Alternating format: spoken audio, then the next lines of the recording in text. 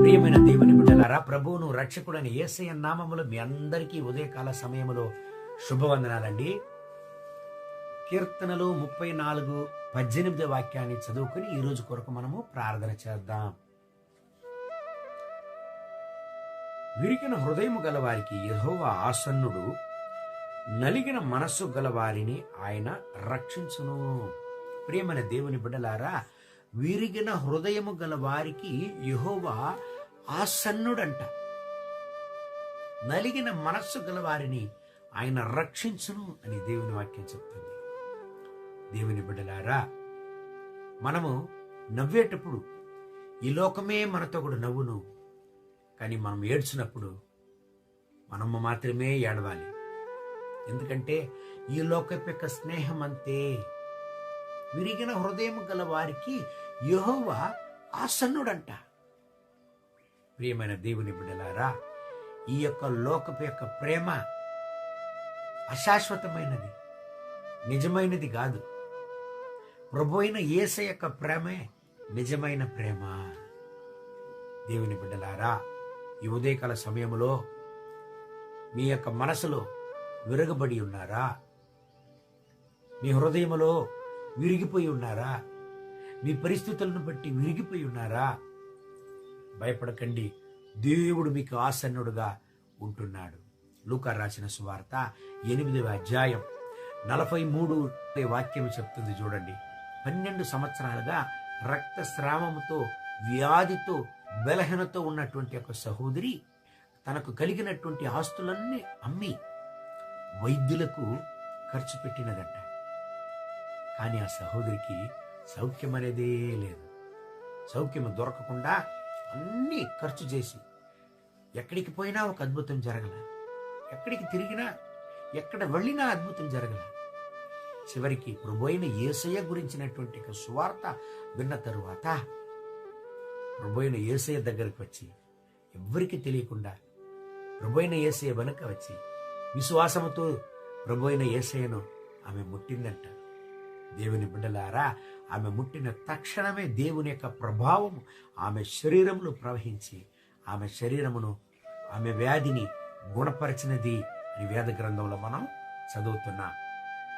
దేవుని బిడ్డలారా, మీకు ఉన్నటువంటి వ్యాధి నిమిత్తం, మీ జీవితంలో కలిగినటువంటి సంభవం నిమిత్తం, మీ జీవితంలో కలిగినటువంటి ఘటన నిమిత్తం మీ హృదయంలో విరగబడి, అయ్యో నేను ఎవరితో నా బాధను పంచుకోగలను, ఎవరితో నా యొక్క వేదనను పంచుకోగలను, ఎవరు నాకు సహాయం చేద్దురు అని బాధతో ఉంటున్నారా?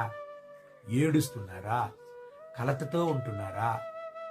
దేవుని బిడ్డలారా, మీ హృదయంలో ఎవరి దగ్గర పంచుకున్నా, అయ్యో నా యొక్క బాధ తీరలేదే, నా యొక్క మనసులో బాధ తీరలేదే, ఎవరు నాకు సహాయం చేద్దురు, ఎవరు నాకు సహాయం చేద్దురు అని వేదనతో మీరుంటున్నారా? భయపడకండి. విరిగిన హృదయం గల వారికి యెహోవా ఆసన్నుడుగా ఉంటున్నాడు. మీకు దేవుడు ఆసన్నుడుగా ఉంటున్నాడు. దేవుని బిడ్డలారా, యేషయ ప్రవక్త గ్రంథం 41వ అధ్యాయం 10వ వాక్యం చెప్తుంది చూడండి. భయపడకుడి, నేను నీతో కూడా ఉంటున్నాను, దిగ్భ్రయమందకుము, నేను నీకు సహాయం చేద్దును అని దేవుడు అంటున్నాడు. మీకు ఎవరు సహాయం చేస్తారో లేదు, దేవుడు మీకు సహాయం చేయను. మీకు కలిగిన వ్యాధి నిమిత్తం, మీకు కలిగిన ఆపద నిమిత్తం, మీ జీవితం కలిగినటువంటి ఘటన నిమిత్తం ఎవరు సహాయం చేయలేని పరిస్థితిలో ఒకవేళ మీరు ఉంటున్నారా? భయపడకండి, దేవుడు మీకు సహాయం చేయును. భవిష్యత్తును గురించేటువంటి భయం మీకు కలుగుచున్నదా? నా గతి ఏమవునో, నా పరిస్థితి ఏమవునో, ఈ యొక్క పరిస్థితి నుంచి ఎవరు నాకు సహాయం చేసి నన్ను విడుదల చేద్దురు, నాకు సహాయం చేద్దురు, నా జీవితాన్ని లేవనెత్తుదురు అని ఏడుపుతూ ఉంటున్నారా? బాధతో ఉంటున్నారా? ఈ ఉదయకాల సమయంలో ఒక శుభవార్త మిమ్మల్ని వెతికి వస్తున్నది. యెహోవా మీకు ఆసన్నుడై ఉన్నాడు. ఆయన నిన్న నేడు ఎల్లప్పుడూ ఏకరీతిగా మారని దేవుడిగా ఉంటున్నాడు. ఆయన మహిమగల దేవుడు, ఆయన శక్తిమంతుడు, సర్వశక్తిమంతుడు, ఆయన నీతి సూర్యుడు, ఉదయ సూర్యుడు. ఈనాటికి దేవుడు జీవించే దేవుడుగా ఉంటున్నాడు. ఆయన నీ కన్నీటిని తుడుచును, నీ పరిస్థితులన్నీ మార్చును. నిన్ను చేయి వదలడు దేవుడు, నిన్ను గొప్ప సాక్ష్యంగా నిలుపును. ధైర్యమును కోల్పోవద్దు నా ప్రియమైన దేవుని బిడ్డలారా. ఈ వాగ్దానం ప్రకారం దేవుడు మిమ్మల్ని ఆశీర్వదించి ఈ రోజంతా నడుపునుగాక. కళ్ళు మూసి ప్రార్థన చేద్దామండి.